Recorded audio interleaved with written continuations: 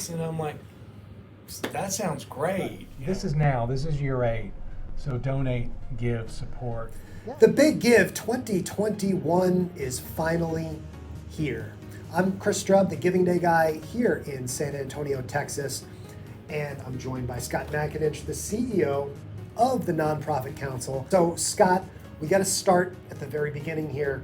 What is the Big Give? The Big Give is our community's one and only 24-hour online giving day. And it's been going on since 2014 when we launched the Big Give. This is our 8th year. Very excited about it. So how many years have y'all been with Big Give? I know it's been a while from the beginning. Yeah, that's what I like to hear. 2014, and it's only gotten better. Collectively, and I say, I always watch because I say we've raised X amount over the 7 years, but we've helped the nonprofits collectively raise over $30 million. In the first 7 years we've been with the Big Give, and that's pretty exciting. With over 1,000 of them at any given point participating over those years, and over 250,000 donors coming through the site. So Scott, the Big Give is a 24-hour day of online giving, but a lot of donors watching at home may say, hey, I could give any day of the year. So what makes the Big Give on September 23rd really such a special day to contribute? Yes, you can. We hope you donate to nonprofits throughout the year. Every day, that'd be great. That's the goal. But this day is a day that, for example, this year 428 nonprofits have come together on one platform to raise money for all of their causes. It's a day to celebrate that. It's a day that the community stops and pauses and focuses on nonprofits. That's one of the reasons to do that. It's another reason is you've got 400 plus agencies on there that you can donate to one that you support all the time, but why not take a look at some others, either in that cause area or other cause areas that might kind of speak to you and give to them. You can give as little as $10, the minimum, and you can give there's no maximum that you can give. So that's the main reason. And then let's talk a little bit about those nonprofits. So every year the day seems to be growing. Talk a little bit about kind of where the Big Give started. How many nonprofits were involved in those first few years, and how has the day grown as the years have gone by? I believe our first giving day we had 238-ish nonprofits. Our goal was back when we set monetary goals, because none of us really knew what we were doing, but it was fun, and we set a goal of $1 million, and we actually hit that goal at noon on that day. Wow! It was unbelievable. We went just over $2 million that first day, and it was a surprise to everyone. Can you talk a little bit about how nonprofits have been able to use social media to get their message out there and to grow their impact? Early on, that's what we focused on. When we've always done training. I'm from New York. It's the team from Give Gab. I'd like to bring them up and have them say some words.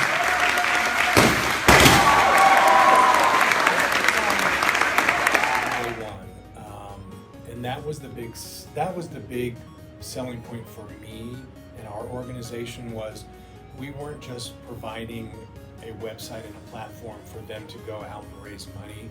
We also wanted to provide them tools, and tools that they could use not only for the Giving Day but year round. And social media was the focus, because we could only do so much as the organizer to get the word out to media in the community, but it was up to the nonprofits to utilize their connections and their social media to get that reach out there. Live on Big Give Day, super exciting. We're excited that Big Give is in full swing. Please help us out by donating to the Big Give. And to just magnify the noise. I mean, I remember the folks I had working with us back then, they were just crazy because, oh my God, we're trending on Twitter, we're trending on this, and I'm like, that sounds great. What does that mean? But it really was the community coming together and the nonprofits that it was like, that's all you saw on the day was Big Give. And I've said it from the beginning, yes, it's an online giving day. Yes, it's important to raise money for the nonprofits, but it also is a day to highlight and showcase what the work the nonprofits do collectively for our community. And if you think about them being out of the picture, I don't think any of us would want to live where we live, anywhere in the country, if we didn't have our nonprofit sector there to fill in the gaps where government can't. And can you talk for a minute about how simple it is to find new organizations on the website? Sure. You know, when you think of over 400 nonprofits being on the Big Give site this year, I'm sure many donors who have never been on the platform before that are coming to it are like, oh my gosh, who do I choose? How do I find? Yeah, some may know who they want to give to, and they can go into, there's a pretty intuitive search bar that you can type in the name of the organization. But let's just say, you know, you're like, well, I support the arts organization, so I'm just going to type in arts. And with that in the search drops every organization that has arts within their mission, their cause area. And so you can scroll down, and literally every organization that has the word arts, you know, in their profile or in their mission statement that's on their profile, it populates that. And so you can look for the agency you may know of, or you can explore and find agencies you may have never heard of. And it's all tied through all 17 or 18 counties. So if there's an arts organization in New Braunfels, it's going to populate with everyone else. So it's pretty cool, and you can do that with any mission, with any cause. Can you talk about how simple it is when you make your donation to say, I'd love to add one more? Yep. And that was added a couple of, maybe 3 years ago with GiveGap.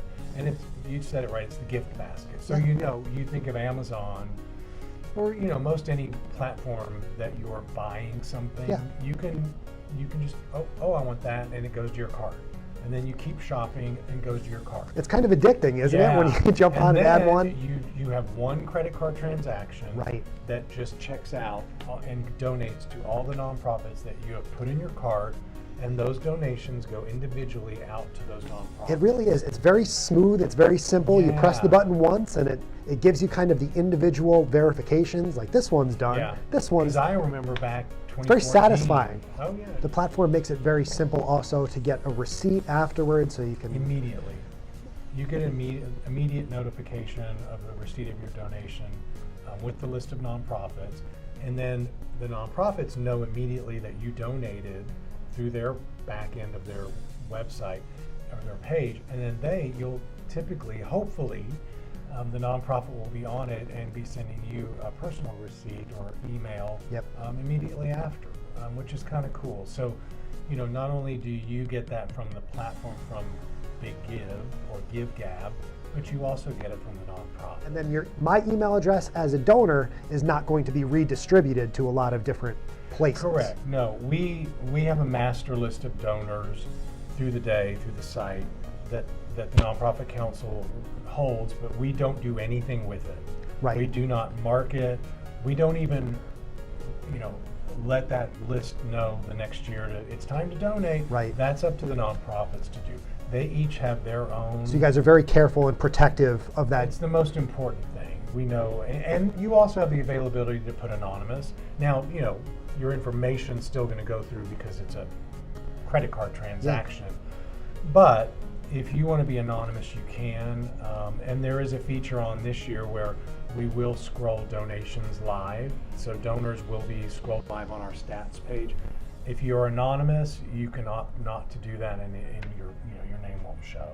But that's the most critical piece, is keeping the donor information secure.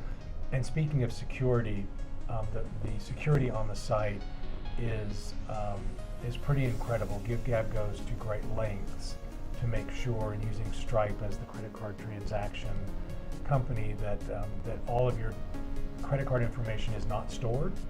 Right. It's in and out. Once the donation is made, it's released, and that credit card information just goes away. Many nonprofits are up 24 to 30 hours, really kind of, you know, managing their activity, and we do that not quite as long. 6, 5, 4, 3, 2, 1.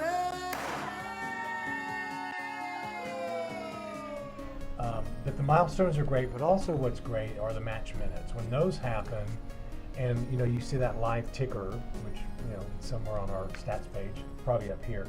But it's just ticking along. So as donations come in, it's like it's like a ticker. Now, when the match minutes come, because there are hundreds and hundreds of donors going in to try and get their donations matched, that thing is just flying. And last year was the first time we did match minutes, and we had a donor in the office that was watching that thunder, and she was giddy at how quick those donations were coming in on that match minute. And that's what's kind of cool. It's pretty special. Yeah, it is. And the nonprofit, you think about, magnify that to 400 nonprofits times all their staff, and there's a lot of excitement going on in the community. And then these incentive dollars that we go out and try and get sponsors for are those match minutes. And that's where if you donate during one of those match minutes and your nonprofit is telling you, hey, donate at 3:15 p.m. because we're going for the Nonprofit Council match minute, your donation could be matched dollar for dollar up to $100. Wow. Until the money runs out within that minute. We are just moments away from that 3:15 match minute. We are going to bring up that website here, Scott, again. We're going to watch the same numbers go by. Check out the leaderboard just rolling and rolling. The ticker is going. And if you don't get in, really every donation that you make, whether it's matched or not, is really critical to the nonprofits, and they're appreciative of whatever you give, whether it's matched or not. There's that excitement. There's also that sort of messaging to the donors that, hey, who wouldn't want to give $100 and maybe have it reached $100? So basically, you help drive $200 to that nonprofit. It would not be possible for the Nonprofit Council and our staff of 2.5 employees to bring this day without the support of sponsors. And I say, some of our businesses in the community, and primarily small to medium-sized businesses who have been with us year over year, and those who support the Nonprofit Council yearly anyway. They're our business members, but a few foundations that have really gotten behind it. And this year, the fun part also is that you can hang out with me and Scott. I mean, we're going to be live here on thebiggive.org all day long, so you can tune in and just keep up with our coverage. We've got interviews with a whole bunch of awesome nonprofits.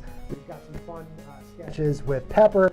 We've got all sorts of fun content from years past and other content that we've recorded throughout the year. So if you want to just hang out on the website, you can plug us in on your smart TV. You can bring us up on your phone or on your iPad. And you can just leave us on all day long.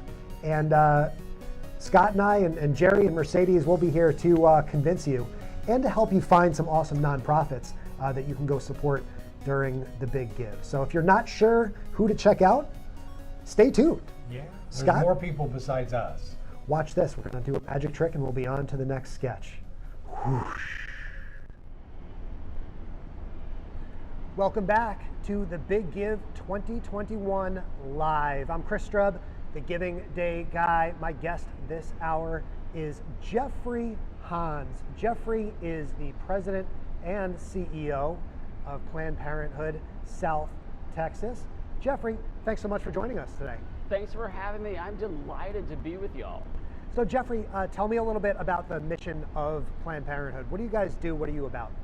Simply put, we provide and protect the healthcare and information people need to plan their families and their futures.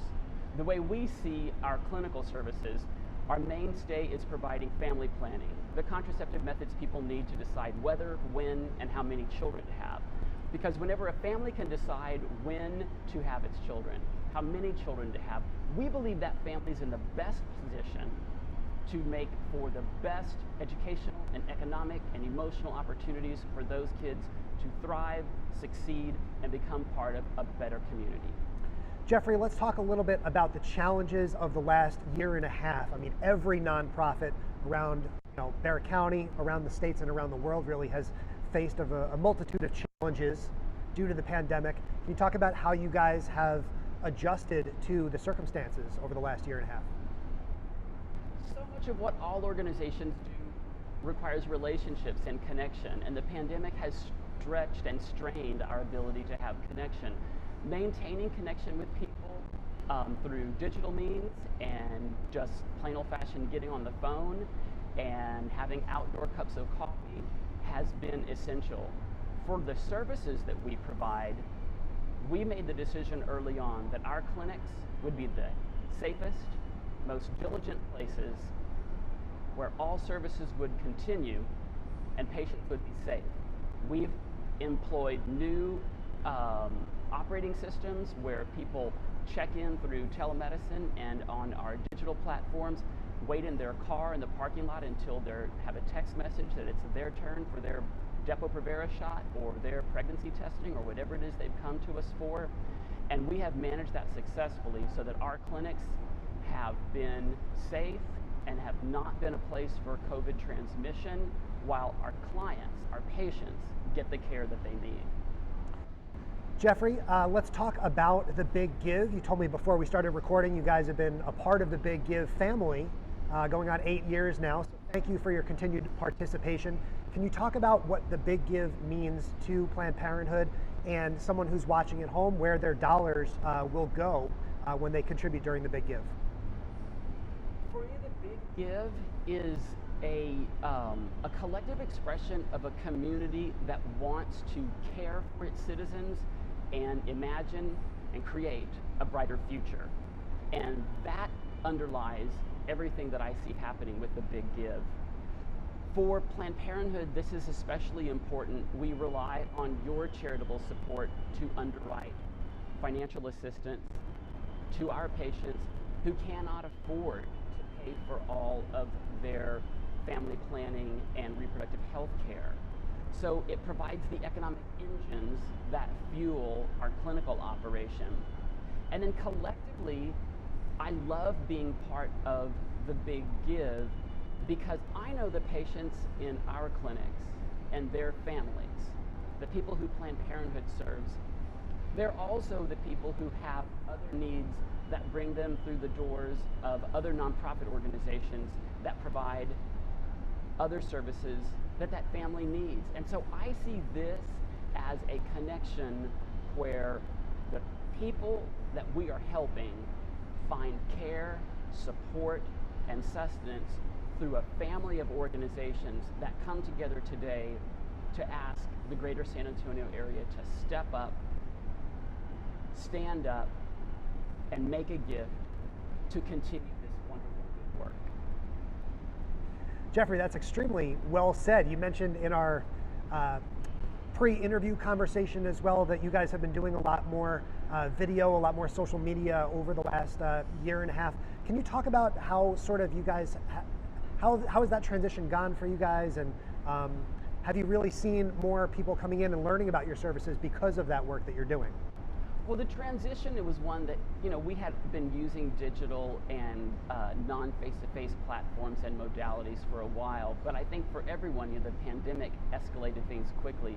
I think the strongest example for Planned Parenthood is our experiences in telemedicine. Early on, before the pandemic, there were a few nascent ways that people could get a birth control prescription using a Planned Parenthood mobile app. And that was asynchronous, meaning that both the provider and the patient didn't have to be on the app at the exact same moment. Well, because of the pandemic and because early on we figured out this was not going to be short term, we knew we needed to launch a full-on telemedicine application added to our electronic medical record so that patients anywhere could connect with us. And that's gone well. And I think that's an example of the ingenuity and the born by mother necessity that nonprofit organizations are characteristically known for. We have a mission, we're driven to achieve it. When we come to an obstacle, we figure out how to scale that wall, climb that fence, dig a tunnel underneath, and keep moving forward. Our donors, I think, have also very much appreciated the opportunity to stay connected to the mission and the work and the patients and their stories, all of the things that have been important to donors all along, and to do so from the safety of their homes. So I think this sort of connectivity is here to stay for obvious functional reasons, and at the same time, I think it's given all of us a way to say we can make connection to the mission of these essential organizations all the more convenient for everyone. thank you so much for taking the time to join us today. I've got that website up on the screen. And remember, you can go to thebiggive.org to make your donation to Planned Parenthood South Texas. Thursday, September 23rd, the Big Give 2021. Thank you so much, Jeffrey, for joining us. Thank you, Chris. Yeah, we'll stick around, take some pictures, and we'll be right back.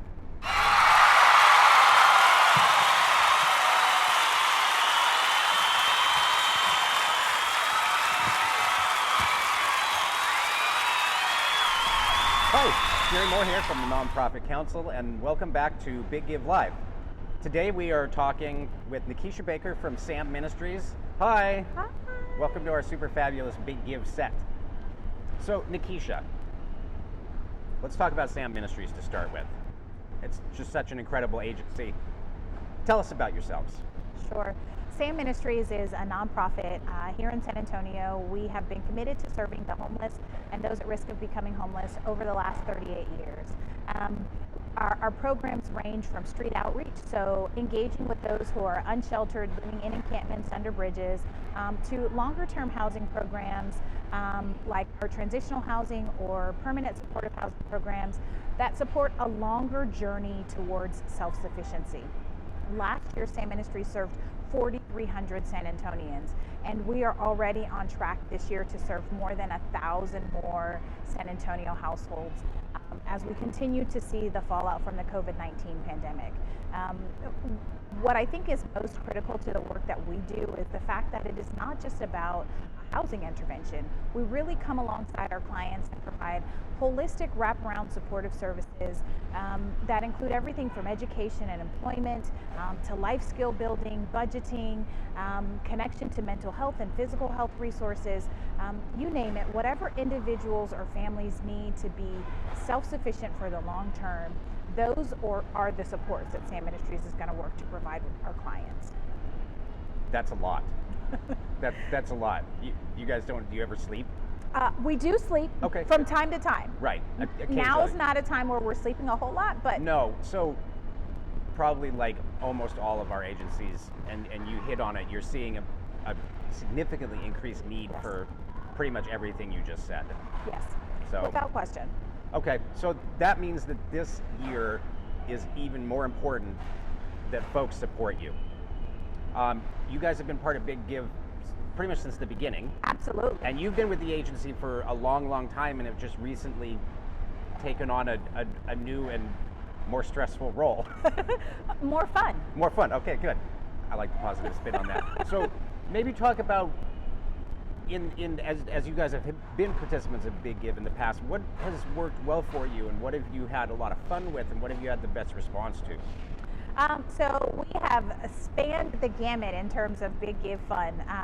Our former president and CEO, Navarro Williams, did a concert from the roof of our Transitional Living and Learning Center one year, which was way cool. He has done a concert with a client at our Transitional Living and Learning Center, which was also very fun. We utilize social media, we utilize email to engage with current donors, but also trying to bring in new donors. Maybe they have given us in-kind gifts, but never made a cash gift to the organization, or maybe they've been a volunteer, or maybe they just receive our newsletter, and so we want to try to pull in all of those people. This year we're super excited, and as I mentioned, need is tremendous, and it's not just about the housing, and so we can get someone off the street into an apartment complex of their own, but unless there is furniture, unless there is a bed to sleep on, unless there is a dresser to keep clothes in, it doesn't feel much like a home. And so this year our Big Give campaign is focused on making a house a home, and so we are asking the San Antonio community to come alongside us in making living facilities sustainable for the families and individuals who are taking from the street into apartments, into townhouses, whatever that looks like. And so we're asking for donations of things like $30, which will help us buy a twin bed frame for children. $50 helps us with a mattress for a same size bed, twin bed, right? $150 is a higher ticket item, but one of our most needed, dressers. We often find that when we're putting families and individuals into housing, might have need for 3 or 4 dressers to store clothes, particularly families with children. And that's one of the hardest things that we seem to be able to come by, is reasonably priced dressers. And so we're really wanting to circle around families and individuals, because those are all hurdles, right, to self-sufficiency. When you move in, I moved in, but do I have money, $500 to go out and fully furnish my new apartment? Most individuals who probably not come across don't. And so really helping to make houses homes is our focus this year. It's a great organization. You guys do incredible, huge, invaluable amounts of work in this community, and we're happy to have you as part of Big Give. We're very happy to have you as a member of the Nonprofit Council, and we will continue this relationship long into the future, I'm sure. So, Nikisha, thank you so much. Best of luck on the fundraising effort. I know you guys will do great. We will be back with another featured agency. Thank you for tuning in. See you soon.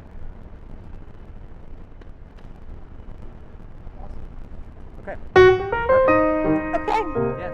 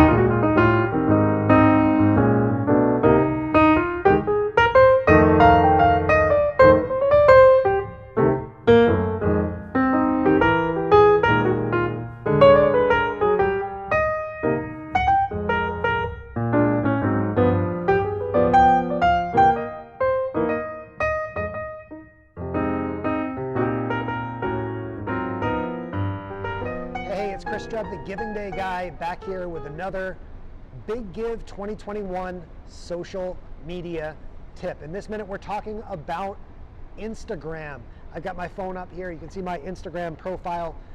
But if you want to keep up with all of the Big Give 2021 happenings on your Instagram feed, I want you to click on the little magnifying glass, the second tab from the left on the bottom. You're going to go to your search at the top of the screen, and you're going to type in hashtag Big Give 2021. Hit search, and you're going to see this result, hashtag Big Give 2021. I want you to click on that, and you're going to see a whole slew of content, all tagged with hashtag Big Give 2021. Now at the top of the screen, you see that follow button.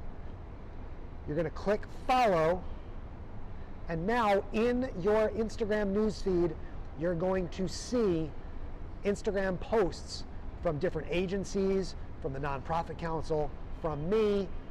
All the folks who are talking about the Big Give 2021 using that hashtag will appear in your newsfeed as if you're following it like it's its own account. So there's your Instagram tip.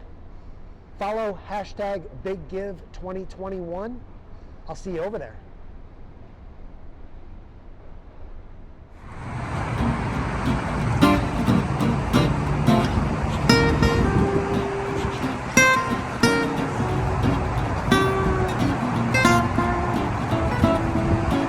You having fun in there? Yeah.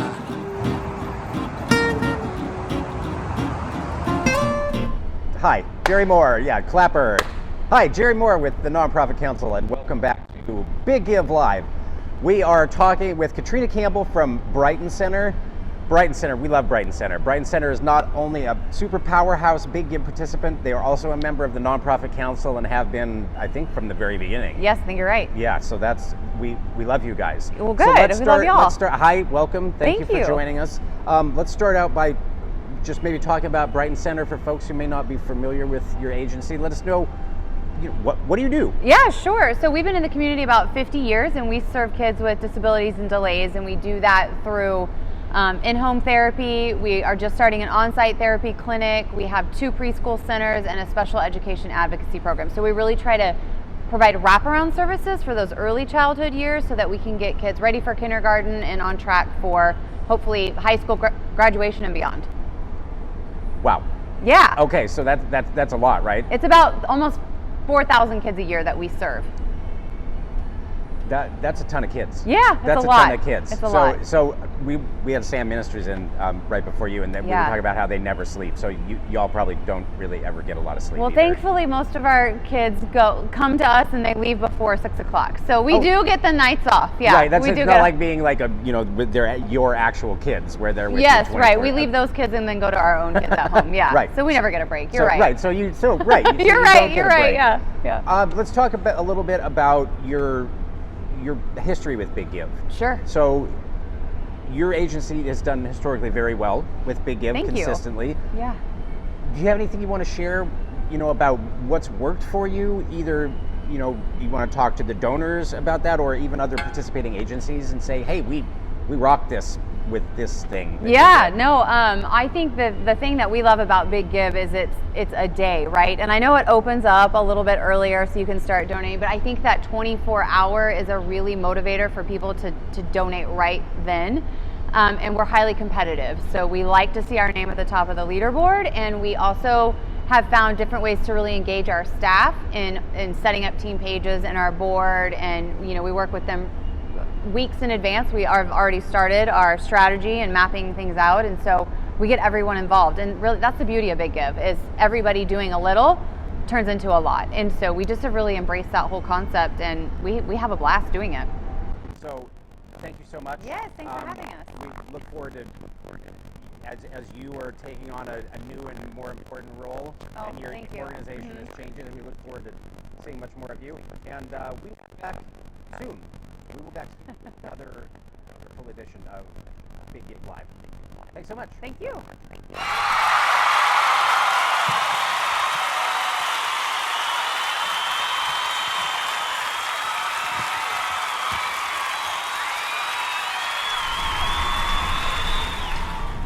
Well, welcome back to Big Give 2021 Live. I'm Chris Strub, the Giving Day guy, and I'm joined today by Avita Morin of Rise Recovery. Let's get her up on the screen. Avita, thanks so much for joining us today. Hi, thank you. So Avita, why don't you tell the folks watching at home all about the mission of Rise Recovery? I'd love to. So Rise Recovery is a nonprofit that's been around for 40 years. And despite our age, our focus is serving young people. Our focus is youth, young adults, and families, overcoming the negative impacts of drugs and alcohol. And that's a really important mission, especially right now with just the mental unrest, the unwellness of experience through COVID, through kids who've been at home for a long period of time, who are already transitioning back to school. And so we just want to be there and be sure that our kids are able to access drug and alcohol support if they need it, are able to get the help they need to quit if that's what they are and their families are ready to support doing, and to really wrap those families around in the comfort of the services we provide, not just the individual youth or young adult that we serve, but also the moms, dads, parents, partners, loved ones, and bring them back to recovery. Yeah, this last year and a half has been impossible for us as adults. Right. And I can't imagine what it must be like to be a kid at this point, going through and trying to understand what's happening in the world through all these different waves of the virus and all the different limitations and all the different things that are happening. So would you say this has been one of the more, or maybe the most challenging time in your organization's history? Without a doubt, it's the most challenging time. I'll say one of the ways that we've experienced that challenge is that we're used to seeing red flags through behavior, through skipping school or misbehaving in class, and those have really dropped with the lack of attendance in the last year. It's been hard for both families and teachers to keep eyes on their kids and to record those moments when that would normally trigger a call to Rise Recovery to say, hey, this kid's not doing so well, they're acting out, they need some help, they're not showing up, can you do something? We haven't heard from folks because of the isolation that COVID has caused. And so we are ramping up for what we expect to be a record year of youth needing support who've been struggling in isolation. Let's talk about the opportunity here during the Big Give. This is a great chance for organizations like yours to bring in new donors, and I'm sure people who are watching this both around Bexar County, around the area, and even around the world, maybe they know someone if they haven't even been through something like this themselves. They know a friend or a family member who's gone through a similar struggle. So talk about what the impact of a donation during the Big Give can mean for Rise Recovery. Well, the impact of a donation means for Rise Recovery families that we can continue to serve those youth, young adults, and their parents and partners at no cost to them. Addiction services is remarkably expensive. If anyone has ever tried to use their insurance, they're lucky if they're insured to get the treatment they need. The resources for young people are few and far between. Yeah, you know, you might be able to find a treatment facility for an 18 or over, but if you're trying to get a 16, 17-year-old the help they need, it is very, very hard. And so that's where Rise Recovery comes in. We fill an enormous gap that without us would otherwise be unserved. And so, we understand that your dollar is important, and so it's really critical that you know that recovery works, that our programs are evidence-based, peer-focused, and our outcomes are incredibly strong. We have some incredible profiles over the Big Give that we look forward to sharing with everyone. Our focus this year is on diversity of what recovery looks like. So we'll be sharing a docu-series over the Big Give of a young person, of a young adult, of a veteran, of a couple, two parents that have experienced this in their family, so that you just get a sneak peek of what it's like and really helping normalize something that feels so shameful. So thank you for being here. Anything else you want to add before we wrap things up? Yes, the Big Give is one of my favorite days. I feel like it should be a holiday for San Antonio, that everyone should take the day off and focus on learning all about their favorite nonprofits or their favorite missions, learning about who's doing what. I every year give to my favorite nonprofits and make sure that I share this message of celebrating the services that the often free or low-cost services are available to anybody in our community. It is just such a wonderful celebration of the good work that's happening in San Antonio, and I look forward to our special day. It's a truly great feeling to be able to give back, and also, as you mentioned quickly too, the collaborative nature. I'm sure there's a lot of other nonprofits that you guys work with throughout the year, and it's such a special celebration. So it's my favorite day. September 23rd. I know it's circled on your calendar. It is. I'll be back here in San Antonio. TheBigGive.org for the 8th annual The Big Give. Thank you. Avita Marin, thank you so much for taking the time. Thanks so much. Yeah, that was great.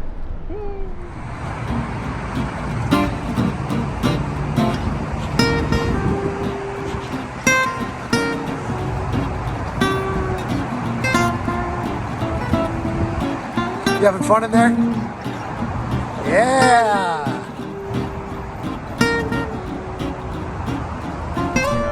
It's tough. Hi, clapper people. Jerry from the Nonprofit Council here, and welcome back to Big Give Live. For this episode, we have Vice President and Chief Development Officer from Haven for Hope, Celeste Eggert. Hi, Celeste. Hi, Jerry. How are you? I'm very well. So, Eggert, is that your maiden name? It might be, yes. Yes, it is. So, Celeste, for those of the folks out there who may not know, what does Haven for Hope do? Tell us about Haven for Hope. Sure. So a Haven for Hope is a 22-acre transformational campus in downtown San Antonio. We serve homeless individuals and families. And what makes us unique is that we bring all the resources somebody experiencing homelessness could need to a single location. So we have 184 amazing partners who do every imaginable service, from legal services, medical care, daycare, dental clinic, and more. And we all work together to help people get back on their feet and get to a better place.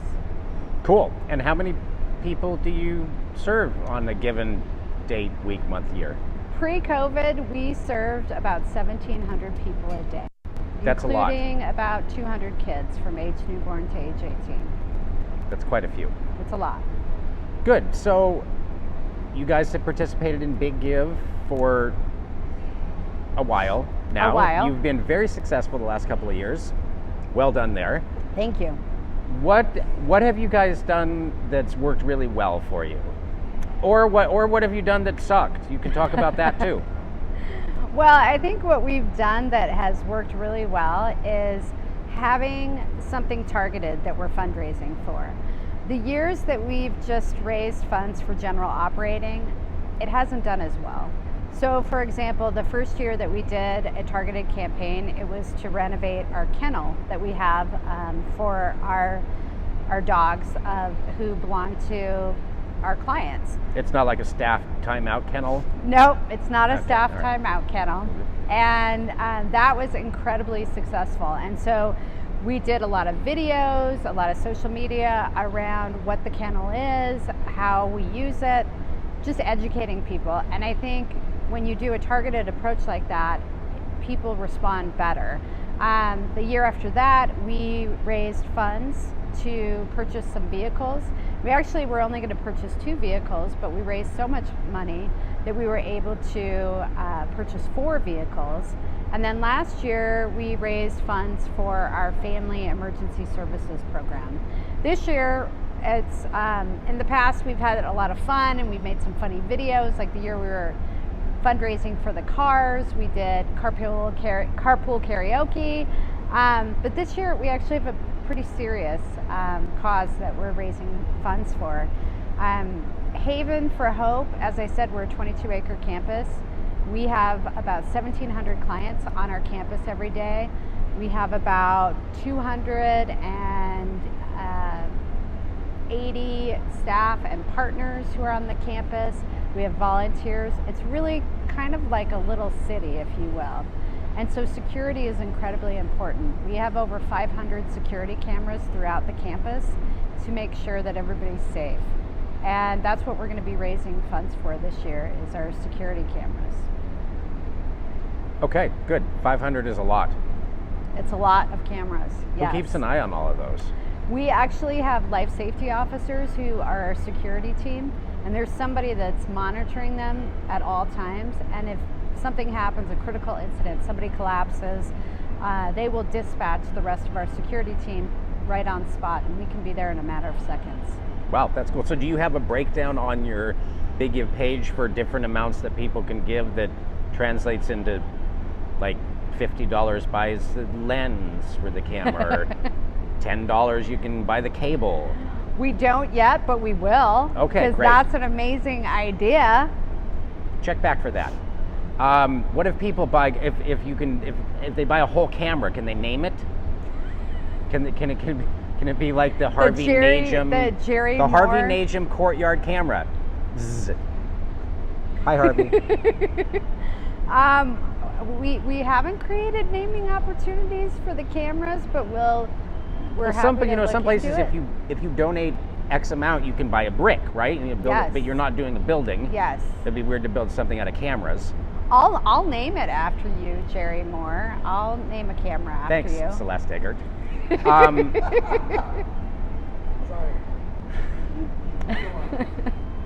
So that's you. Chris has a great laugh, doesn't he? He does. You should leave that in, does. Chris. It was good. Okay, so that's what's going on. You got the puppy. Sorry, distracted. The next segment is going to involve a puppy. I love puppies. Great. Really, I just completely lost my train of thought.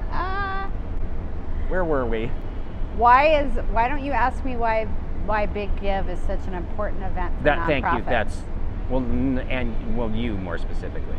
Nonprofits in the community. Okay, ready? And so, what would you say? Why would you say Big Give is such an important part of your agency's fundraising and this community? Or would you? Would you say Big Give is not? No, don't do it. Don't do Big Give. I would say it's very important, and I think what Big Give does for Haven for Hope, and actually all the nonprofits in our community, is it exposes us to a broader audience of supporters than we would normally have.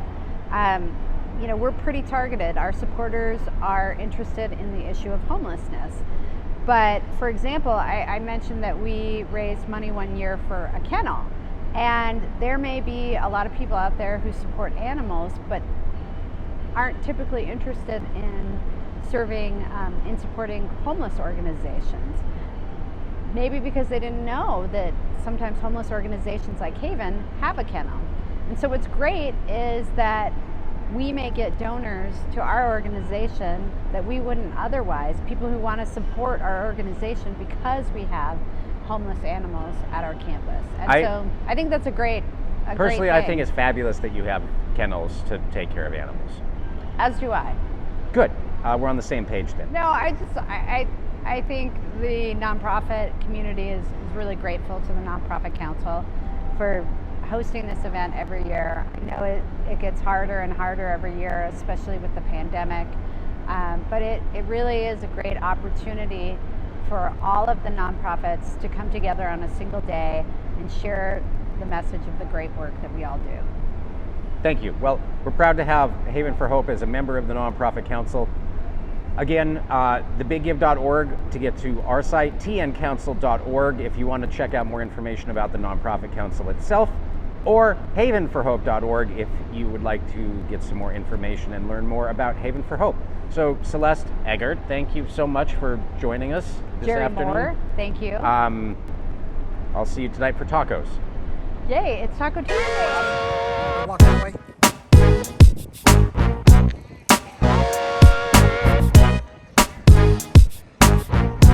Now turn towards me and big photo pose. Yeah.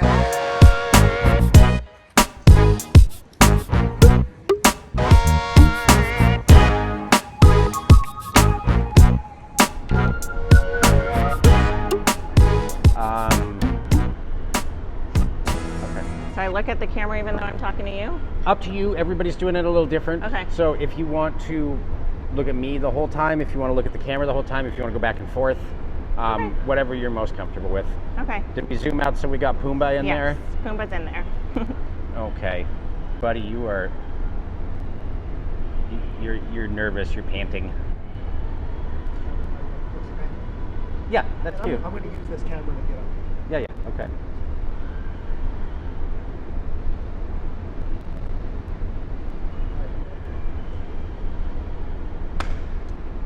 Welcome back to Big Give Live. I'm your host for this one at least, Jerry Moore. And this is Alexis Moore from San Antonio Pets Alive, and she's here with Pumbaa, who's just so cute and chill. Very chill. You said he came out, he was like got a medical thing done right before he was in. Well, he's been staying at our medical care center. Oh, okay. Yes, I just picked him up from there, and he's a little shy and not sure what's going on. Yeah, well. So are we. Yeah, I was gonna say, who isn't? Who isn't unsure about what's going on these days? Yes. So tell us a little bit about San Antonio Pets Alive. Yes, definitely. So San Antonio Pets Alive was created almost 10 years ago, and its goal is to save dogs and cats slated for euthanasia at the city municipal shelter. We save dogs and cats from San Antonio and surrounding areas. However, the majority of our animals come from the city municipal shelter, animal care services. And we are the last chance for these animals.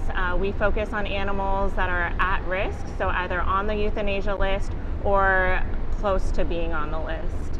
And one of these lives is Pumbaa, is who we saved because he was came to us as possibly having parvovirus, which is an extremely contagious, potentially deadly disease. And we were able to assess him, treat him for his medical issues. He fortunately didn't have full-on parvovirus, thank goodness. But currently right now, our parvovirus and our distemper wards at our medical care center are completely full.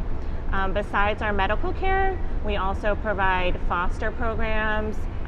We don't have a shelter, so we rely heavily on our incredible foster volunteers to care for these animals. Right now we have over 300 foster volunteers, and they're caring for close to 500 of our animals. Wow. So it's absolutely astounding what they do, and they do this all on their own time. They don't get paid, and they do this to help us save thousands of animals every year.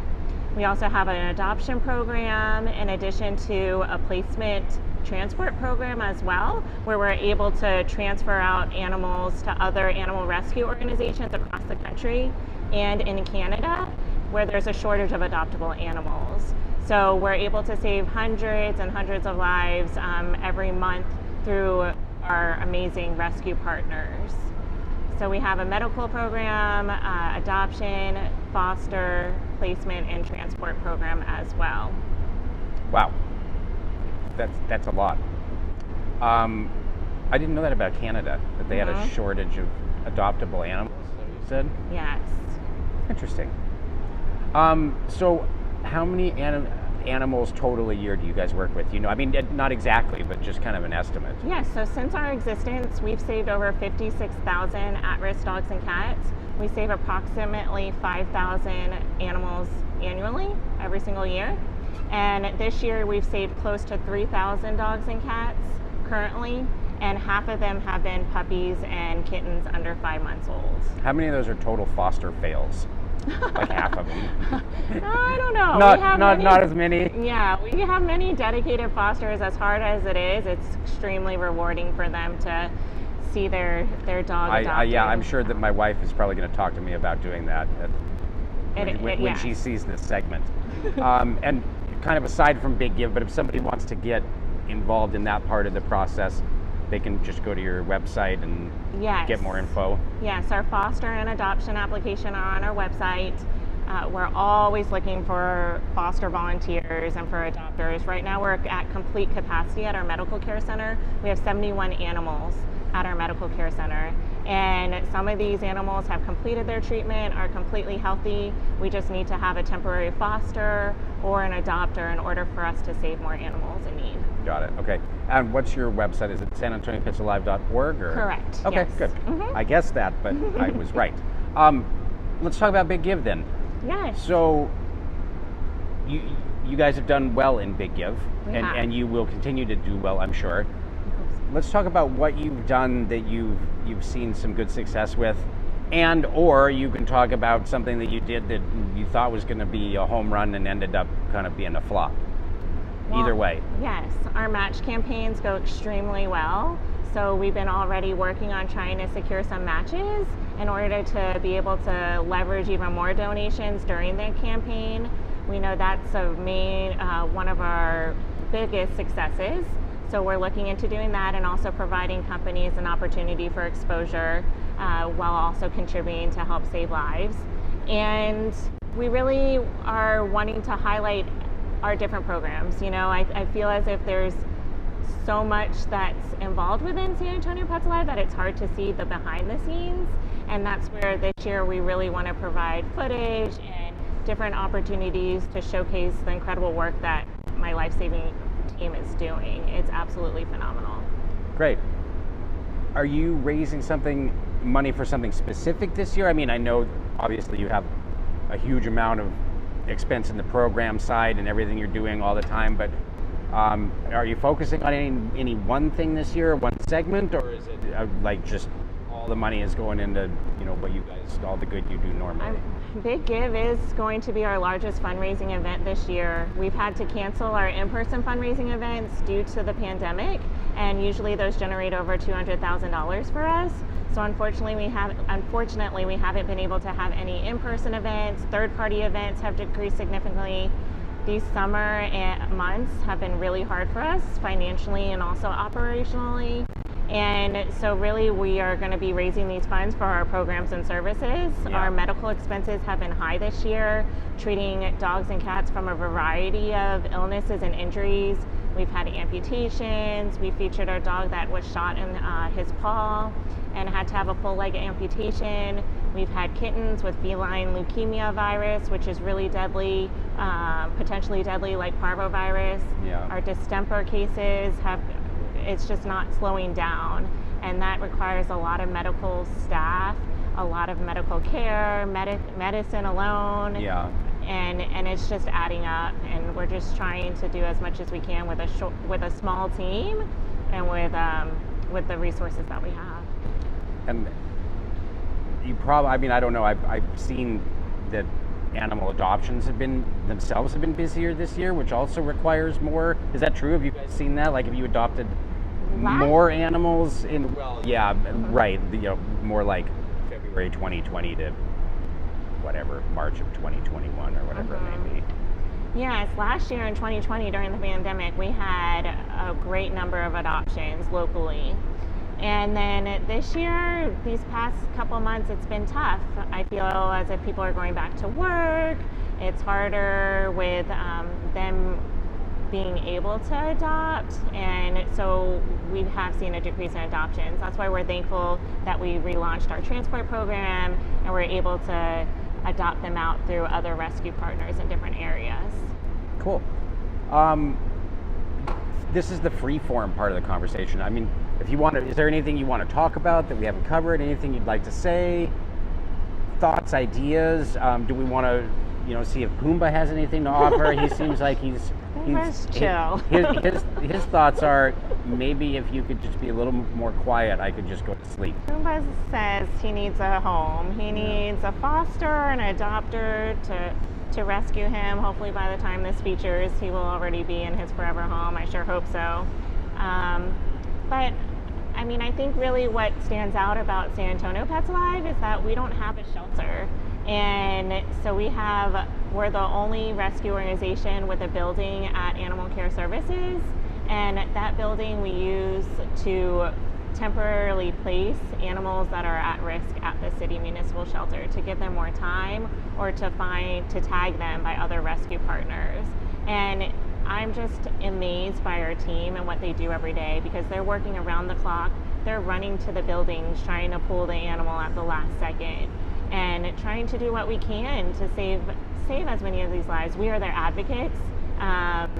You know, they don't have a voice. They didn't come into this world knowing what they were going to face. And we just are trying to do what we can. It's a community problem, and the amount of homeless animals, and it's up to the community, and we're so thankful for all of our supporters to helping us do what we do. Well, thank you guys for what you do. San Antonio Pets Alive, you can search for them in the search bar on the biggive.org website. They do great work. I'm a huge puppy lover. I love kittens too, but they don't love me so much. I get like the itchy eye. So we'll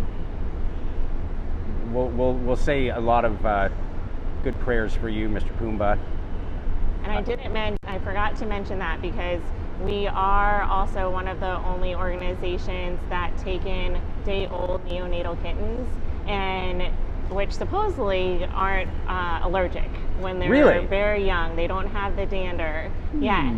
So day-old kittens, and they can't stay at a shelter. So that's where we rely heavily on our foster volunteers, and they feed them every 3 hours, and they're tiny, the palm of your hand, and then raise them to be a couple months old, so then they're able to be adopted out. Wow, so we also specialize that in addition to taking in parvovirus positive puppies.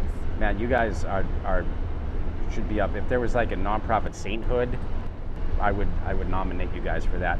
All right, you guys take care. Best of luck on the fundraising. Please support San Antonio Pets Alive. Thank you for being part of Big Give. Thank you for being a member of the Nonprofit Council. Thank you for bringing Pumbaa.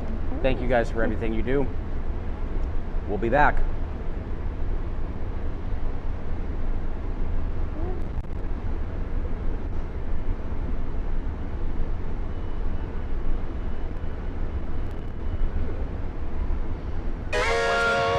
Walk that way.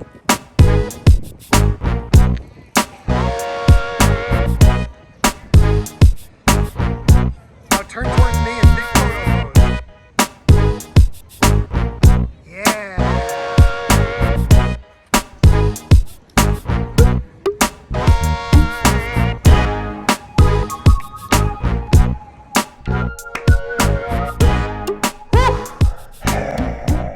Jerry, it's 11 p.m. How on many the Big coffees Give have Day. I had today?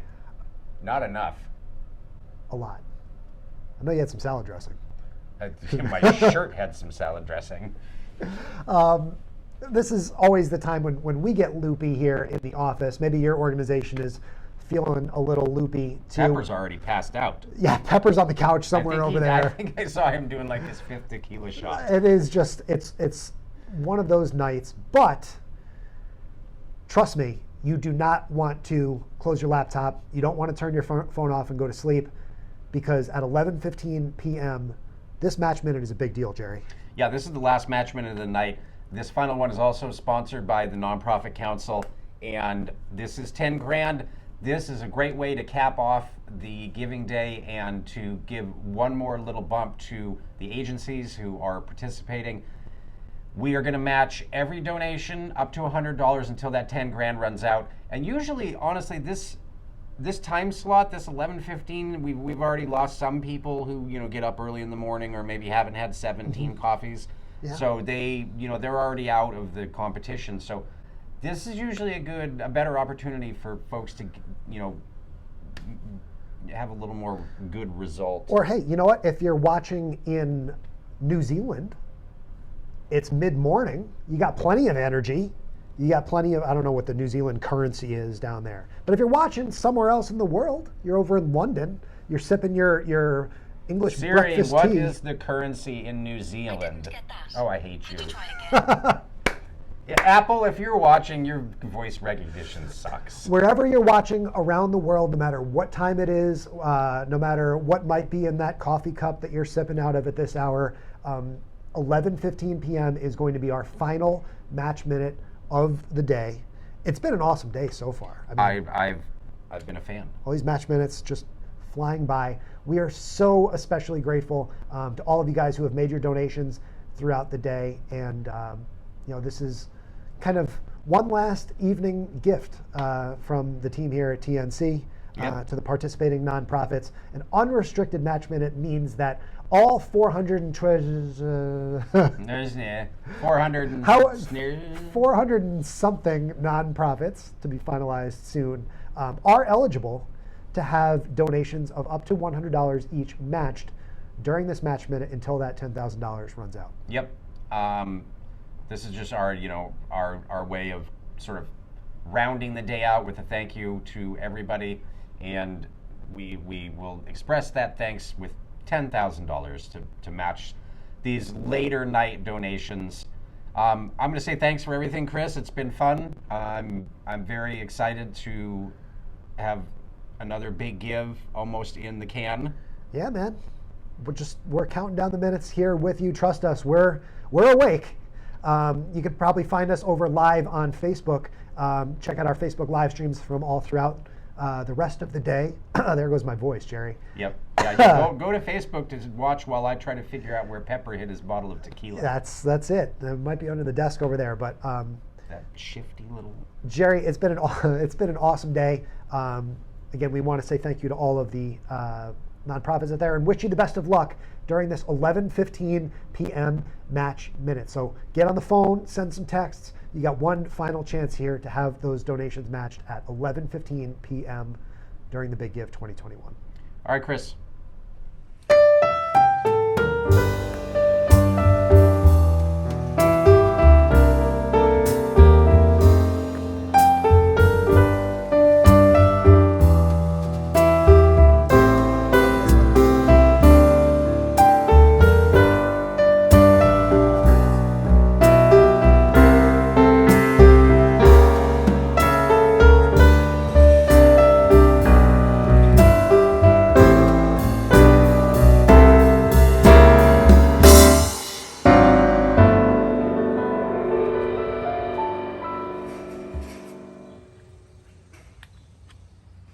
Initial press conference on the steps of City Hall in the original. I still have the original Big Give shirt from the first year. I didn't work at Meals on Wheels. I worked somewhere else, but that's awesome. I'm an OG Big Giver. Yep. We're going to put that back in the vacuum seal, and I'm going to ask you about that once we get going. Perfect. All right.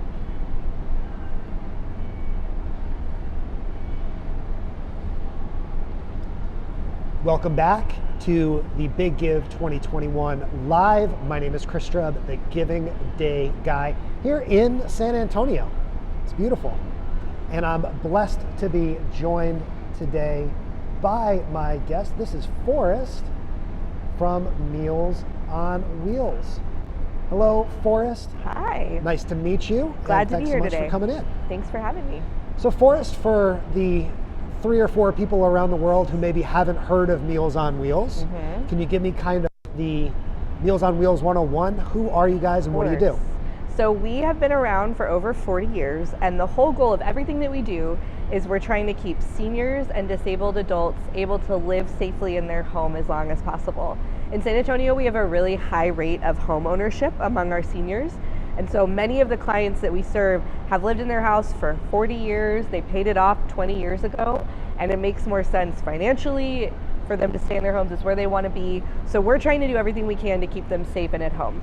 Mostly that involves nutrition and safety checks. So we deliver meals to them at least a couple times a week, sometimes every day, and say hi, check on them, make sure they seem, healthy and doing well.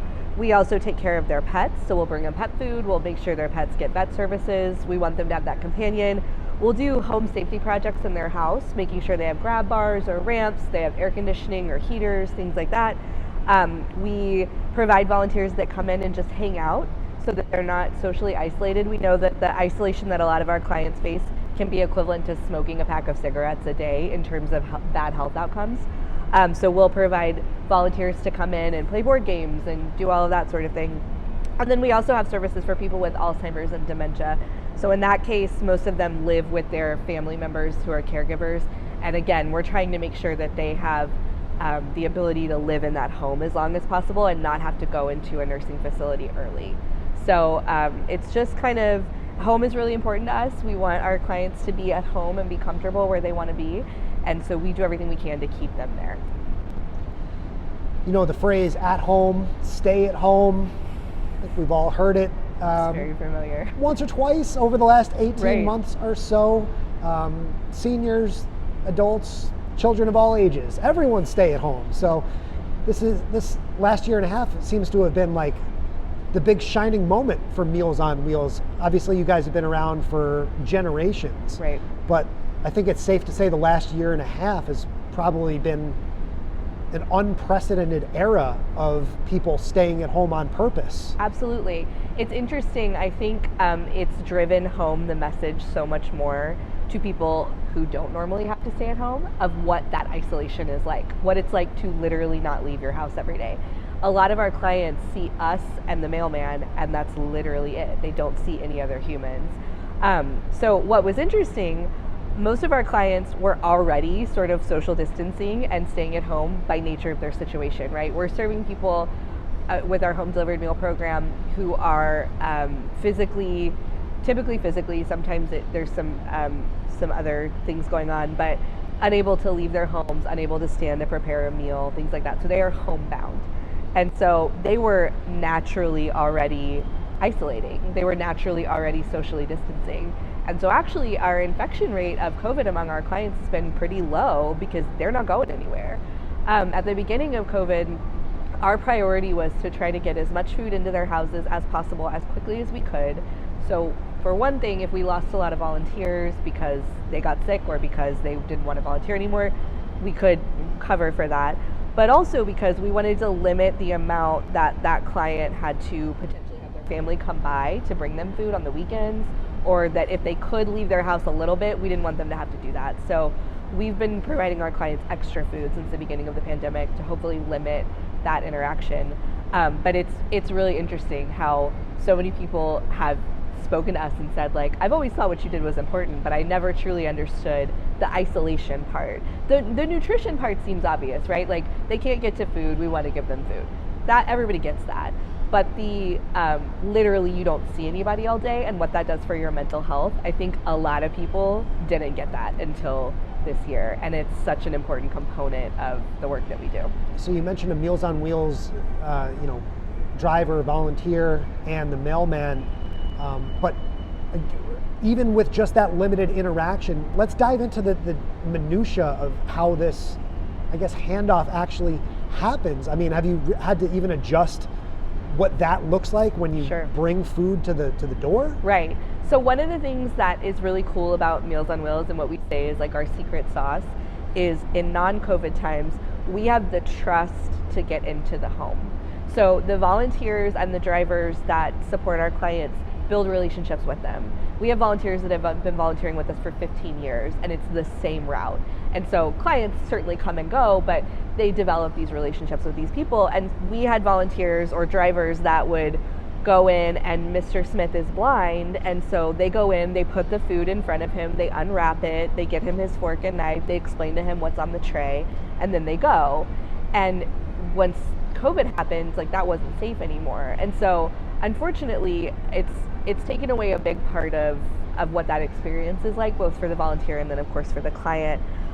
We have switched our delivery method to, instead of providing one hot meal 5 days a week, which was what we traditionally did, we provide 3 chilled or frozen meals twice a week.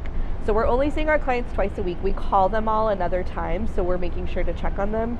But that was both for the safety of the clients to limit the number of interactions, but also because we knew that we were going to have a lot of volunteers that weren't going to be able to come anymore, and that is what happened.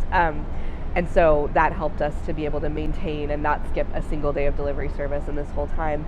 The other thing that we do now is we don't cross the threshold. We pack the bags or pack the meals in plastic bags. We hang it on the door. We always knock, and we want to see the client come to the door. We want to have eyes on them. We want to chat with them from a few feet away to make sure that they're okay. But we're not going into the home anymore, and we're just sort of trying to keep as much safe distance as we can while still performing the service. Let's talk about the Big Give. So this is year 8 of the Big Give. You told me before we got started, if I look back through the archives, the old black and white newspaper files back in those early aughts photos that we would find you guys, of course, Meals on Wheels, and you have been a part of the Big Give since day one. So first off, thank you. I think this is such a cool thing that our community does. Like you were saying, I worked at a different agency, but I was at the very first press conference on the City Hall steps. I have one of the original Big Give shirts, which has got to be a collector's item at this point.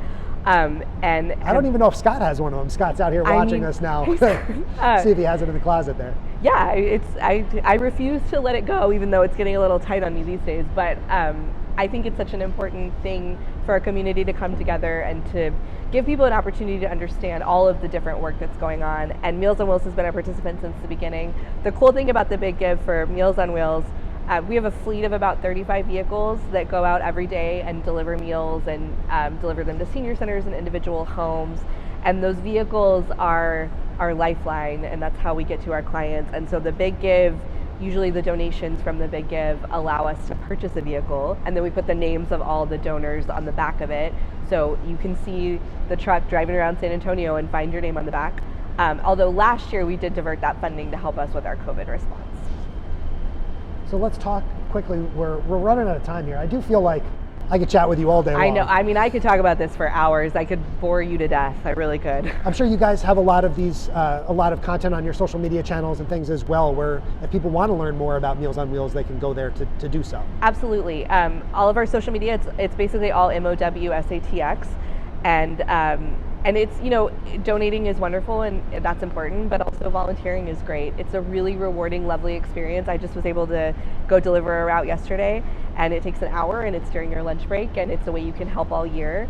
And so you're looking for volunteers also? We're always looking for volunteers, certainly. And as we're kind of pulling out, hopefully, knock on wood, pulling out of COVID, and our client load has increased by 2,500 people during COVID. So we went from a little over 3,000 clients a day to over 5,000 clients a day. And then we lost a bunch of volunteers because of COVID. And so it's a hard balance right now, and we're really trying to ramp those volunteers back up.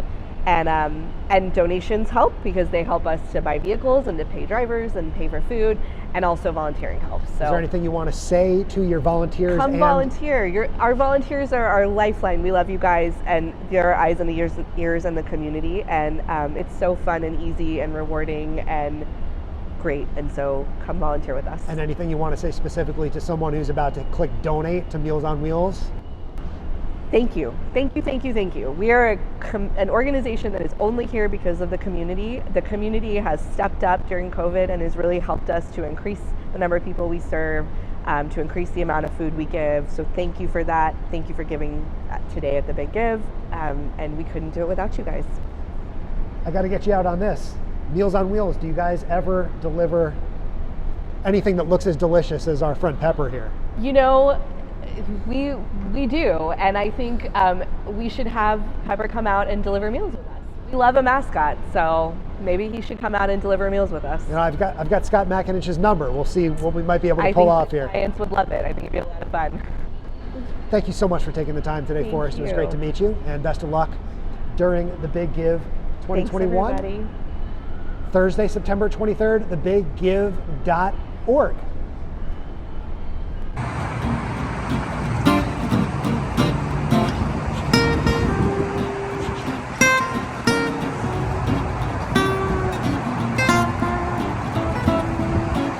You having fun in there? Yeah!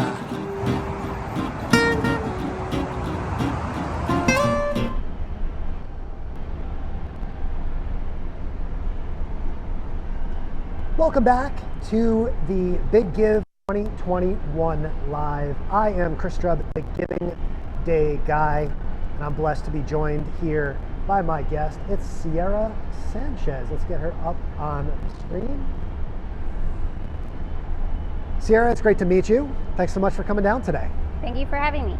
So Sierra, you're here representing Clarity Child Guidance Center. So why don't you take a couple minutes and tell us all about the center?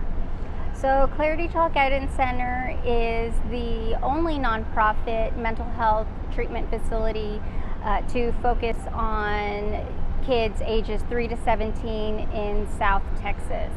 Our mission is to help children, adolescents, and families overcome the disabling effects of mental illness and make sure that they are able to function successfully in schools, homes, and the community.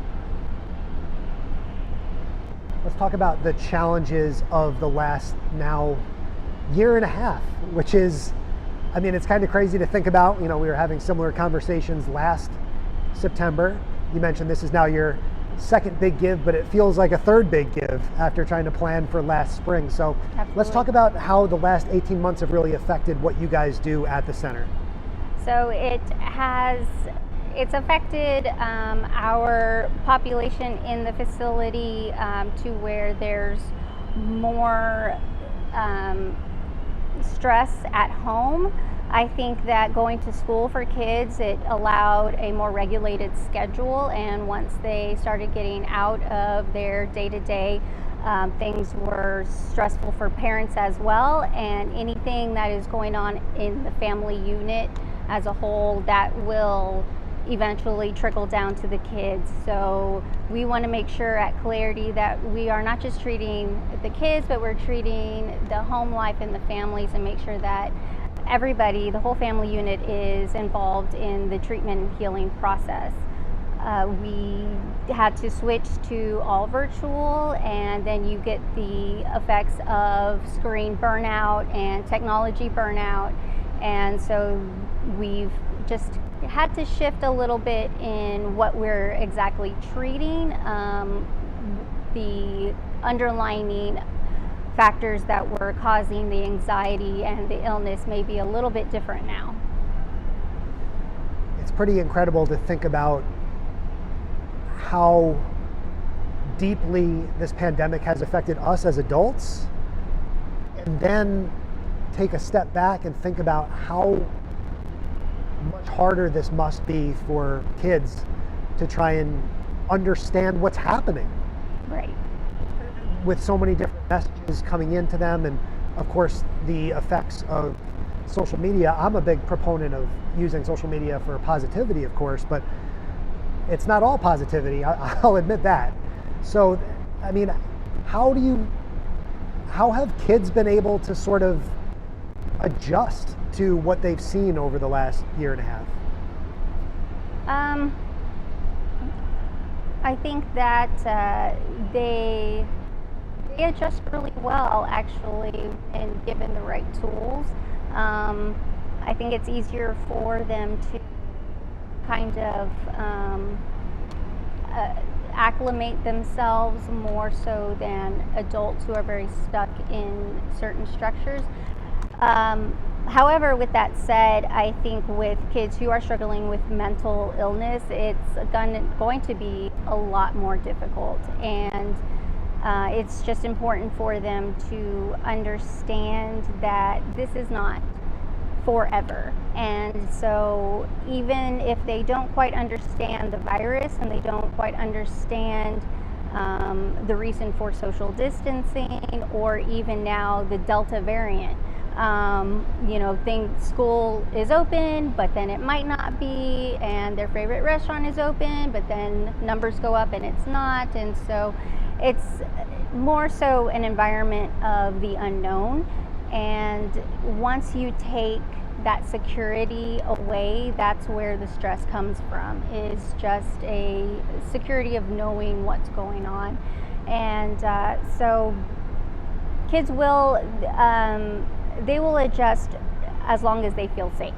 And so if families aren't so much holding on to so much stress of, I don't know what's going to happen, and focus more on we're together, we're in this together, and we're going to make it and be okay, I think that's where they'll be successful. Well, that's a lovely segue. Let's talk about September 23rd. We're all in this together here all around Bexar County, and over 400 participating nonprofits during the 8th annual Big Give. It's a great opportunity for organizations like yours to get the word out to new donors, which is something that, as soon as I say that, she smiles, that new donors are always something that are so vital to every nonprofit. So talk about what it means to be a donor during the Big Give coming up on September 23rd. So a donor, actually, to clarity, means a friend. So if even our employees have some type of buy-in to our purpose and the reason why they're there, and that's ultimately for our kids and their treatment and helping them heal and hope for anyone who is struggling with mental illness. So we definitely consider any type of donor or constituent just a friend of clarity, and we are happy to continue and cultivate that relationship with each and every single one, with information that's going on within the community, but also on campus as well.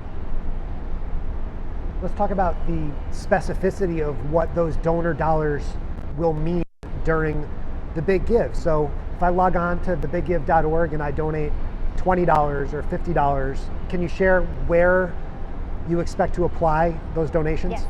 So any type of donation, whether it's $5 or $5,000, that ultimately goes to our bottom line. Because we are a nonprofit, we're a mental health hospital, we do not turn any families away based on their ability to pay. And a lot of our patients do come from lower income families, and so any type of donation helps them receive the help that they really need. In terms of specific areas, you could say that $5 could be supplies for therapeutic recreation. This could be paintbrushes, this could be sketchbooks, or sports supplies, and anything above $100 could mean a therapy session for a family to offset the cost of all of those health bills. Yeah, it's a special day. The 8th annual Big Give coming up on September 23rd. Of course, you can go to thebiggive.org to learn a lot more. That'd be great. Sierra Sanchez, thank you so much for taking the time today. We wish you the best of luck during the Big Give. And before we sign off, thank you for the work that you do, to you and your team. You know, my last conversation was with Avita from Rise Recovery, and you know, different missions, of course, but similar sentiment in that oftentimes we don't get to express our gratitude for the work that you've done. And it's a blessing for me to have this sort of opportunity to sit here with you today and say that. So thank you to you and your whole team for all that you do. You know, if you're watching at home, this is your opportunity to go support a great organization and really make a difference in the lives of a lot of families. So, Sierra, thanks for your time, and best of luck. Thank you. Thank you for having me.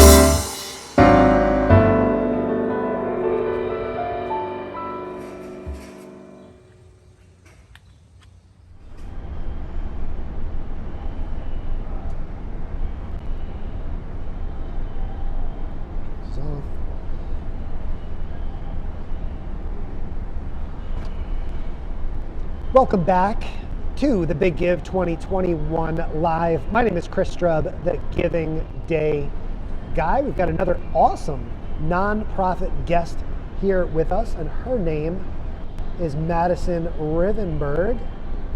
Madison, got your name up on the screen, got us all on screen now. Welcome to the show. Thank you. Thanks so much for joining here. us. So you're here representing Team Ability. Tell me, what is Team Ability? So Team Ability is actually one of the only organizations in South Texas that provide services to children of complex disabilities. So in our team, we do have a physical therapist, occupational therapist, speech therapist, education specialist, as well as a VI teacher. So we do all work collaboratively to provide the needs for children and give them that overall approach.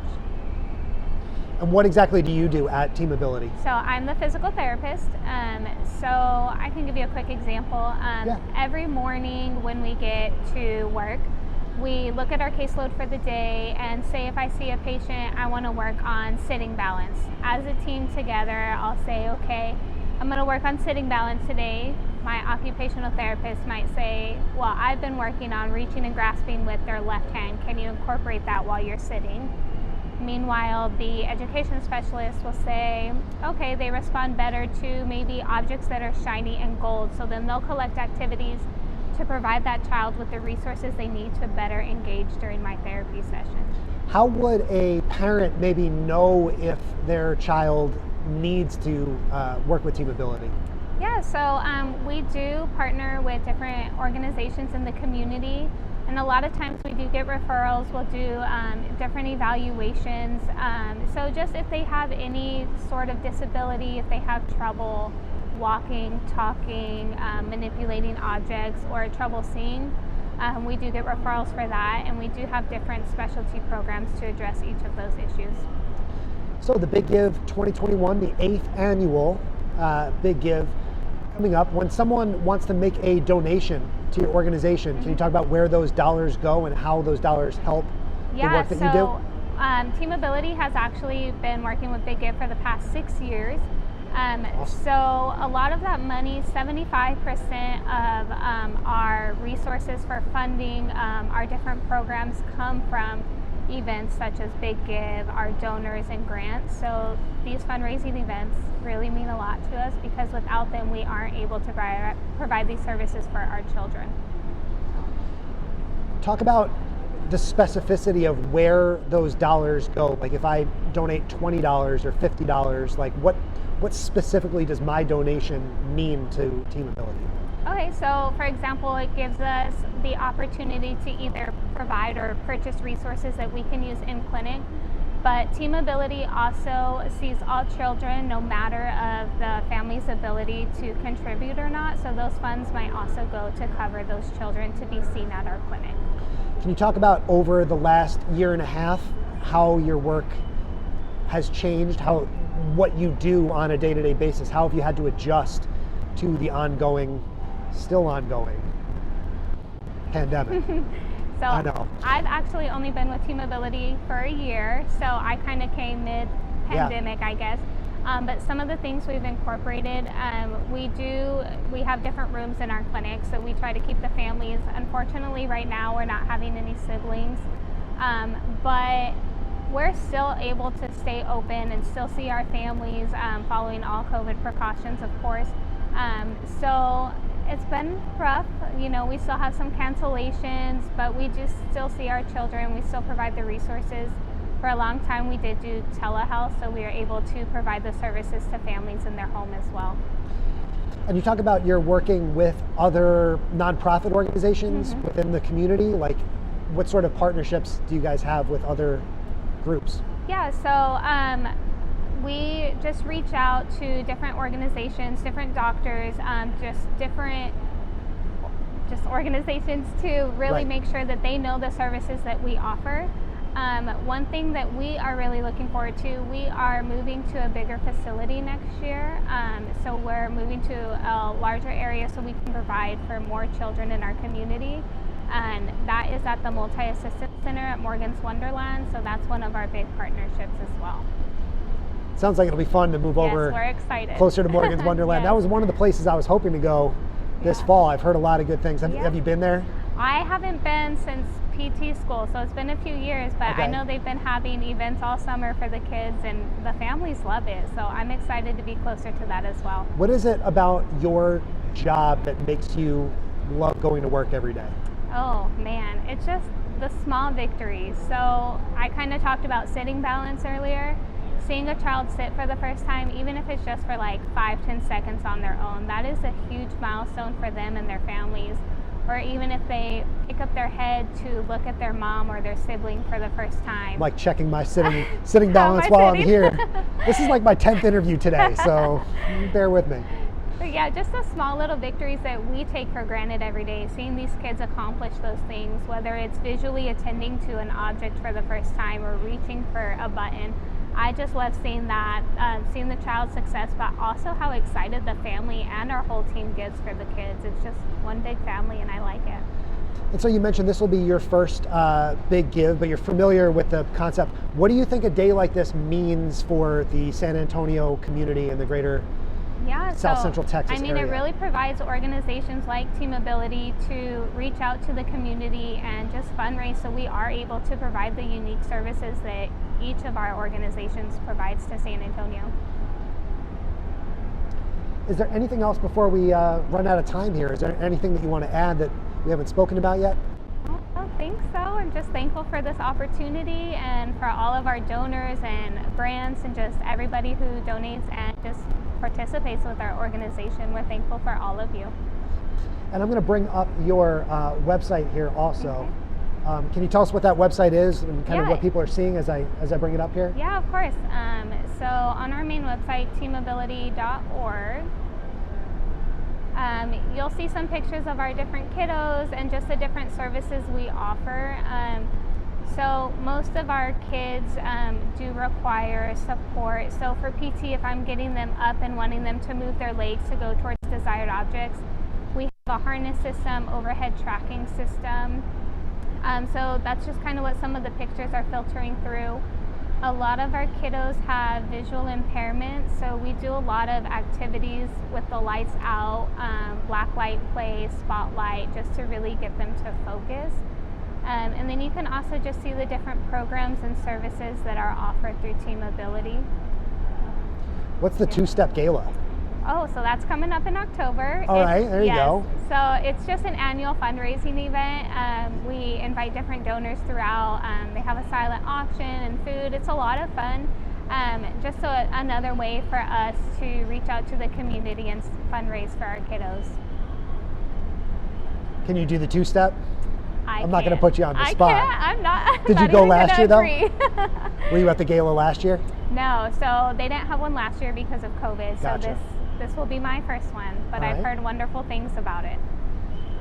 Sounds like a lot of fun. Yes, I've heard great things. Thank you so much for taking the time today to join us. Again, we will be rooting you on during the 8th annual Big Give, Thursday, September 23rd. So Teamability, you can just go to thebiggive.org, type in Teamability, and you will see that whole big fundraising page. So it's great to meet you. Awesome. Best Thank of you. luck. Yes, and thank you did wonderful. This is easy, right? No. This is fun. But thanks for coming in. We really appreciate it, and we wish you the best of luck. Awesome. Thank you.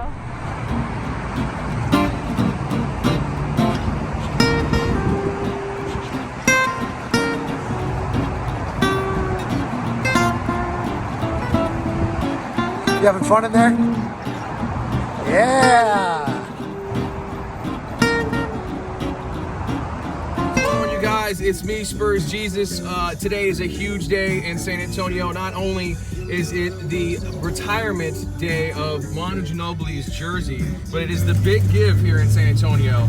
As you guys know, I do a lot of philanthropic stuff here in the city. I'm always trying to figure out one way or another how I can give back to a different charity or cause, and today is the day where it's really important. Make sure you guys check out the Big Give SA on Instagram and on Facebook, and they'll tell you all about all the local nonprofits that you can help out and how you can do your part to give back, even if it's $1 or if you got $10,000. Make sure you do what you can to give back. You know, like the hero Manu Ginobili has given back to our community and our Spurs team so much with 4 championships. Let's do your part here in San Antonio. The Big Give SA, check them out. Jerry Moore, we see you all over social media and all around Bexar County talking all about the Big Give. But in fact, as your polo shirt shows, you're the Chief Marketing Officer for the Nonprofit Council. So, Jerry, what is the Nonprofit Council, and can you talk a little bit about the relationship between TNC and the Big Give? Yeah, sure. Nonprofit Council has been around for a little over 10 years. We are a membership organization. We're here in San Antonio, but we have nonprofits all over South Central Texas, and we support, connect, and strengthen the membership or the leadership of nonprofits. We do that with capacity building, training, fundraising events like the Big Give, mixers. We have an online internet chat group, so executive directors and CEOs and presidents can talk to each other about things that are, causing them problems or causing them joy or whatever it may be. So Nonprofit Council is the presenting agency of Big Give. We work on this event all year long. Some people think we are a huge organization because we get a lot done, but we're not. There's 2.25 of us, depending on what time of year it is. Mercedes works a lot during Big Give and maybe not so much other times of the year. So we have brochures. Look, that's my water. We have a lot of stuff going on, and we're always looking for new members. It's a sliding scale, and you can go to our website. You can see all of the stuff we do. It's a bunch of stuff. And teamcouncil.org. Can you elucidate a little bit on the benefits of being a Nonprofit Council member? Again, there's a lot of organizations that participate in the Big Give that aren't necessarily a part of the Nonprofit Council, right? Yeah, there's tons. So we have 430 organizations-ish, I think, participating this year in Big Give. We've got just a little over 200 that are members of the Nonprofit Council. So there's some of our members that don't participate, not so many, but there's a couple.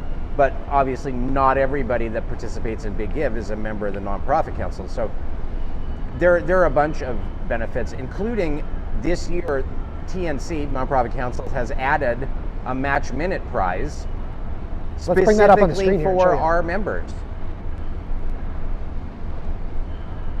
Yeah, there you go. There's our Match Minute prize. There's the 11:15 Match Minute, but there are some other Nonprofit Council Match Minutes, like the 6:15 and I believe the 3:15 as well. Yeah, so the 3:15 one is only for our members. So if you're a Nonprofit Council member, you're eligible for that Match Minute. If you're not, you aren't. So if you do the math in your head, right, you probably have a good chance of making more money during that minute if you're a nonprofit council member, because there's just fewer of them. So if I run a nonprofit here in Bexar County, maybe I'm participating in the Big Give, how would I go about joining the nonprofit council? If you go to tncouncil.org, there's a whole tab on membership. You can go in there, you can look at all of the benefits, and there are many. We even have an insurance program, for example, for nonprofits. So there's the tab right there at the top of the screen? Tab right there. And you can go look, you can go see folks that are currently members. You can go and you can look and see the whole list of benefits. You can click on the join tab and see, it's a sliding scale based on your annual budget.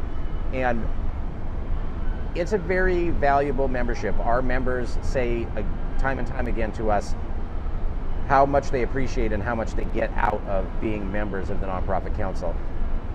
Any nonprofit is welcome and encouraged to join. See lots of awesome familiar names here on the website as I'm scrolling through. So Jerry, of course, the Big Give, September 23rd is a day to celebrate nonprofits all across Bexar County, but special shout out to you guys who are TN Council members. We'll scroll all the way down so everybody gets a little love on the video there.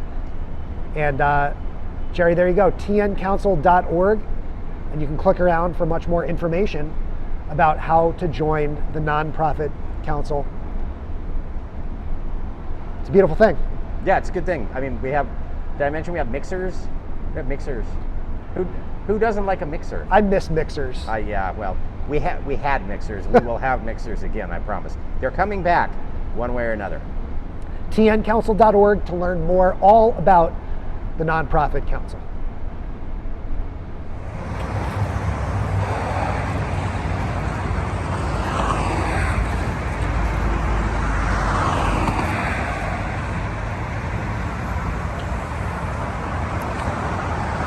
All right, can you do the robot dance?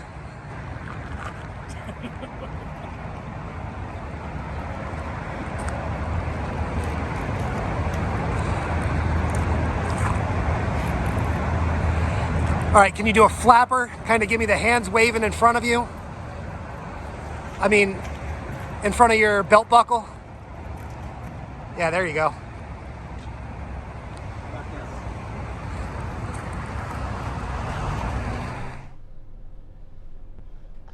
Hey, it's Chris Strub, the Giving Day guy. I hope you're enjoying our live coverage of the Big Give 2021. Did you know that in addition to our live streams today on YouTube and here on the website, you can also follow us on Twitter.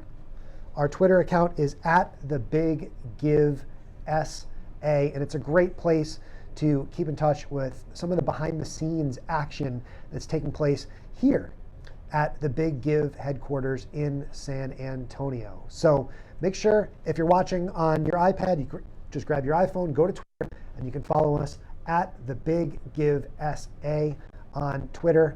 And when you tweet, use that hashtag BigGive2021. We'll be keeping an eye on that hashtag all day long.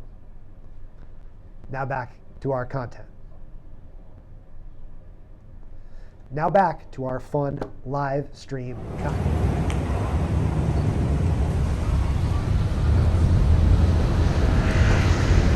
Hey, it's Pepper! Welcome to San Antonio!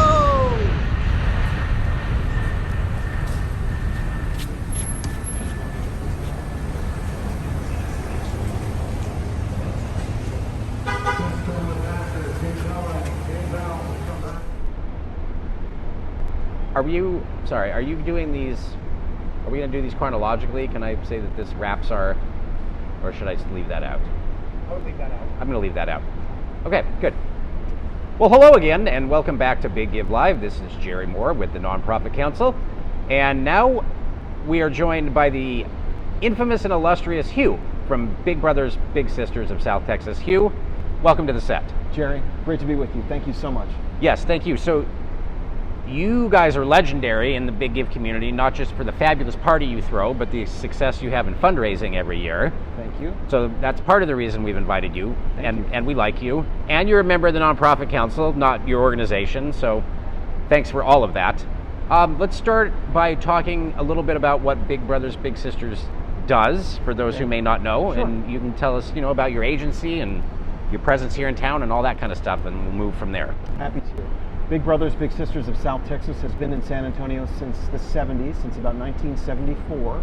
And what we do is we match at-risk youth with positive adult role models to hopefully guide them and direct them on a better path through their youth and childhood to adulthood, early adulthood, where they will then graduate from high school with a post-high school plan, one of which would either be to join the military, enroll in some post-high school education, technical school, trade school, college, university, or find a job that pays a living wage. One of the 3 E's: enrollment, enlistment, or employment. Those are the 3 things that we aspire and try to build into the lives of the young people that we serve every day. Cool. That sounds like a very noble and fulfilling mission and goal. And so how many, in an average year, what's the number of people that come through your program? Is there an average? It changes every year, and certainly in these days, the numbers are not what they should be in normal times, being that it's COVID and we're still dealing with that. But pre-COVID, thousands of children and matches that we serve here and across South Texas, and our region is very, very gerrymandered, if you will, in some odd ways, but South Texas covers a lot of territory. The Brazos Valley, Corpus Christi, Bernie, New Braunfels, Kerrville, and some parts in between. Wow, okay. So a lot of land, and so a lot of need. As the state continues to grow in population, we therefore grow in the need of at-risk children that need our associative services, our supportive services. And so it's critical that these mentoring relationships be fortified as best we can. We train heavily all of our bigs, our big brothers, our big sisters, in the methodology that we found to be very successful, research-based, the 40 developmental assets. This framework, if you will, could be thought of as, in a way, upbringing that we might be used to hearing in our generation. And it's a way to empower children together with adults to have a permanent, positive relationship in terms of developmental relationships for the rest of their life. And it's important. It's not for everyone, but it's an incredibly enriching program. And when it happens, and when it happens well, it's magic. Because there's so many great success stories of children that have gone on to pursue higher education, life-changing career paths that ordinarily they wouldn't have even tried to do. But by virtue of the intervention of a powerful and motivating big in their life, they're aiming and reaching the stars. And then occasionally some of them actually come back and repeat the cycle and give back, right? That's right. Some of these former littles are now current bigs, and just repeating the cycle and doing what was done for them in their life now with a young man or a young lady, and steering them along on their life's path. Yeah, I think that's an example of a good cyclical process rather than sometimes what you see that's in the not so good cyclical process in people's lives. So we'll talk about Big Give a little bit more in a minute, but maybe you could just talk very briefly about what you guys have done to adapt to. You touched on the current environment, and it's challenging every single nonprofit in different ways, right? So maybe you could tell us what you guys have done to sort of deal with that, and what you've shifted in your model, and how that impacts your fundraising, and then we can transition into the Big Give part of it. Sure. Well, by virtue of the nature of our work, we have to conduct confidential one-on-one interviews with the bigs before they become matched with a little, and that can't really be done by Zoom. And so we made the decision to return in person in June of last year to our offices. And a lot of our colleagues and other nonprofits were a little perplexed by that decision, but we felt strongly that we just could not abrogate that level of discernment that is part of our process, because parents cannot be asked to turn over their child to a stranger if we haven't done our due diligence. Right. And that's just non-negotiable. So we maintained that and continue to do that. We're doing it safely and have done it safely, and all according to CDC guidelines throughout this entire ordeal. And it's true that the numbers are down. I think it's just the fact that people are nervous about COVID, and whatever their status is, whether they're vaccinated or not, that's not for me or any of us to know unless they choose to share it with us.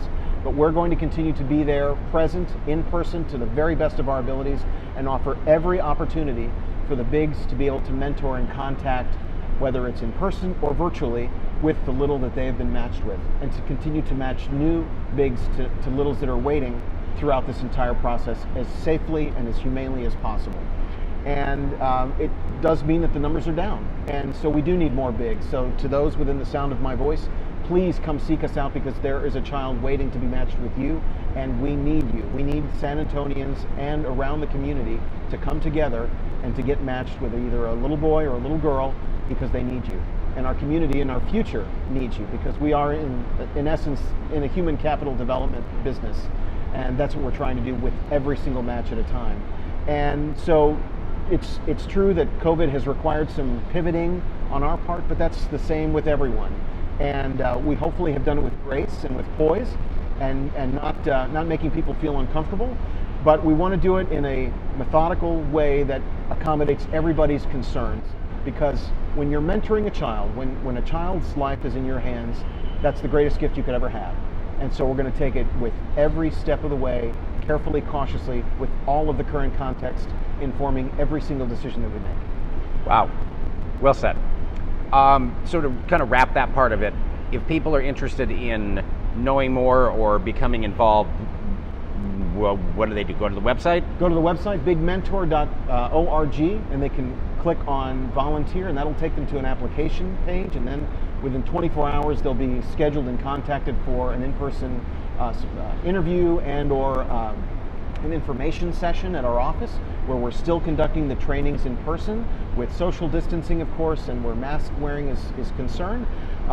They can call us at our office anytime at 210-225-6322 and make an inquiry there.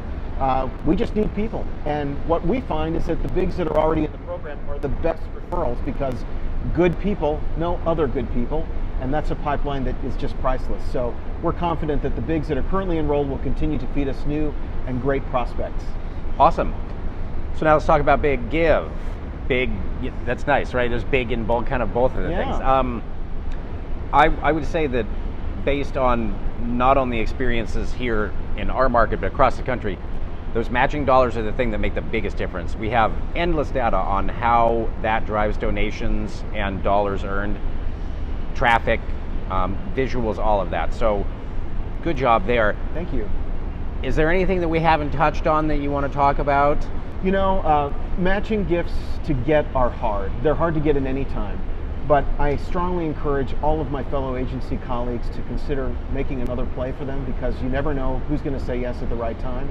And even though these are still very challenging times, this is a very generous community. It always has been. San Antonio is famous for that. You know that.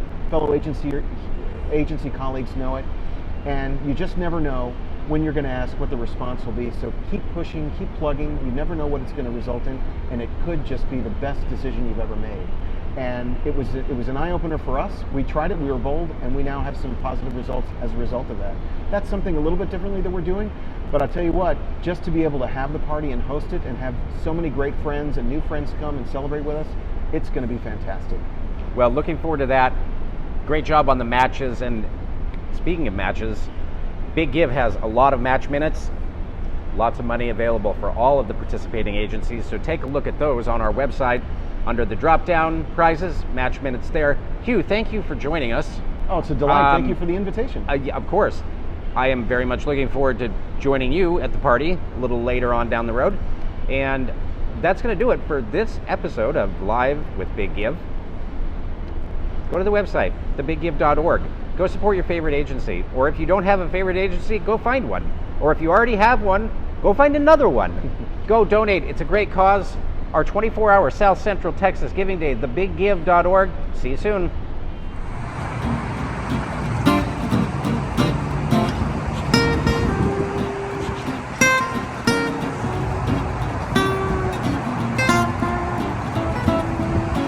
You having fun in there? Yeah.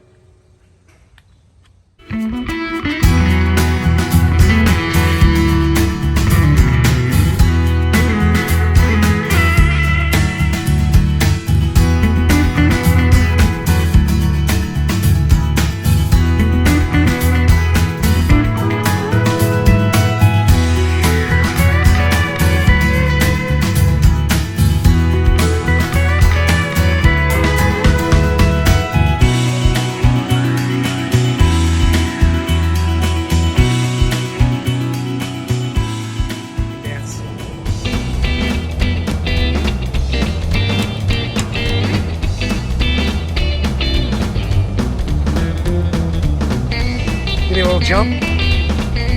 Yeah.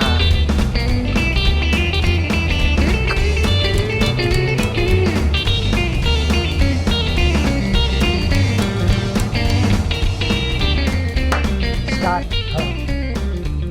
I had to check. What? That's right up there with my mic check. Well, it's midnight. Open stopwatch. Yeah, that's the last one we have to do. So that's why I went, huh?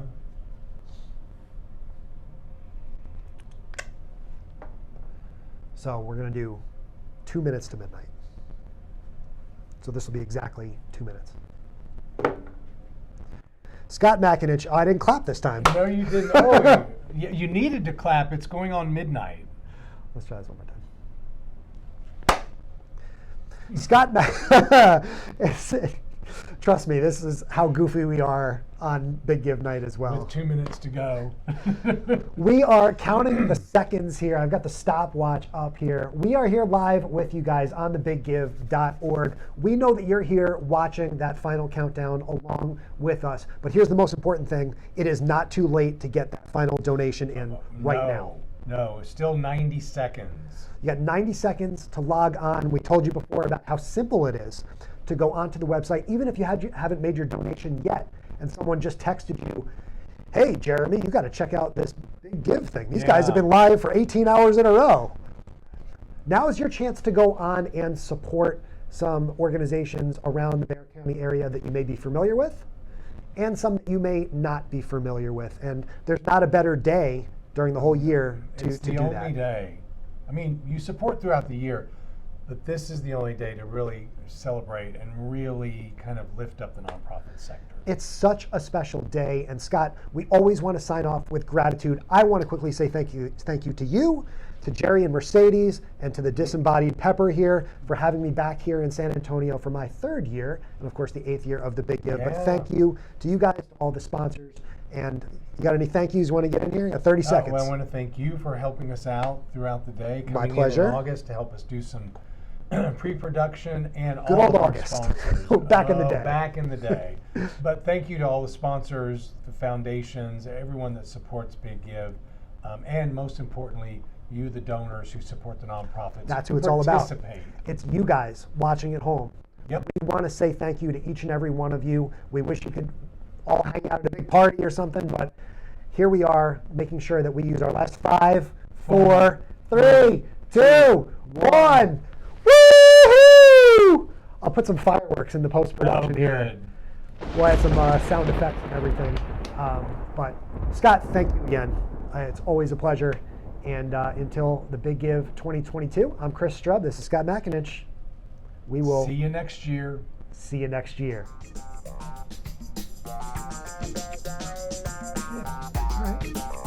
They're still watching us. Jerry. Jerry, it's over, man. I'm out. Jerry's out. Peace out. This is the post-game show. It's 12:01 a.m. It's not the Big Give day anymore. So no, and we're not announcing any match minutes. No more match minutes. No more Big Give day. But you know what we do want to add here before we drop the mic. And we didn't talk about this during the day. If you're watching this now and you just barely missed out on getting your donation in, Jerry, it turns out that you can still make your donation today, September 24th. That's true. And actually, you can make your donation on September 25th and September 26th, too. So if you're watching those dollars go up and you're seeing, a million, lots of millions, lots of hundreds of thousands, and you're just sad that you missed out on the magic that just passed you by, Jerry?